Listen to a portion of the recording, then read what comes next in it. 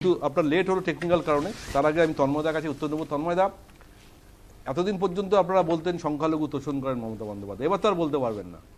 এবার তো বলবেন যে উনি হিন্দুদের জন্য কাজ করছেন, মন্দির করছেন, মহাকাল মন্দির করছেন, জগন্নাথ মন্দির করছেন, দুর্গা মন্দির করছেন। এবার তো সেই ইস্যুটা আপনাদের থেকে নিয়ে চলে গেল, ভোটের আগে তো একটা টুইস্ট দিয়ে চলে গেল। দেখুন সুপ্রিয়, আপনি নিজে ভালো করে জানেন, আপনি একজন সাংবাদিক, তৃণমূল কখনো শুধু সংখ্যালঘুদের ভোটে ক্ষমতায় আসবে না, তাদের হিন্দু ভোটও দরকার। এবং তারা এটাও জানে যে রাষ্ট্রবাদী সংখ্যালঘু বহু মানুষ এখন বিজেপির দিকে, এবং তারা হচ্ছে হিন্দু ভোটটাকে বাড়াতে হবে। তো তার জন্যে এই নির্বাচন আসলে ওই রকম দুর্গাঙ্গন এখানে হবে, ওখানে ওইটা হবে, এগুলো বলতে হয়। তারপরে নির্বাচন হয়ে গেলে তখন হচ্ছে হিন্দুদের ওই হাইকোর্টে যেতে হয় দুর্গা ঠাকুর বিসর্জন দেওয়ার জন্যে।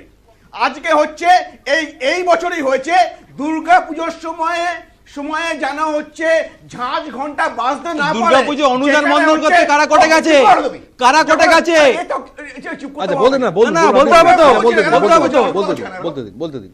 তো এবার হচ্ছে একজন তৃণমূলের নেতা বলছেন যে যেখানে নামাজ হবে, নামাজের সময় যদি ঝাঁঝ ঘন্টা বাজতে পারবে না, সেই সময় যদি আমাদের আরতির সময় থাকে আমরা সেটা করতে পারবো না।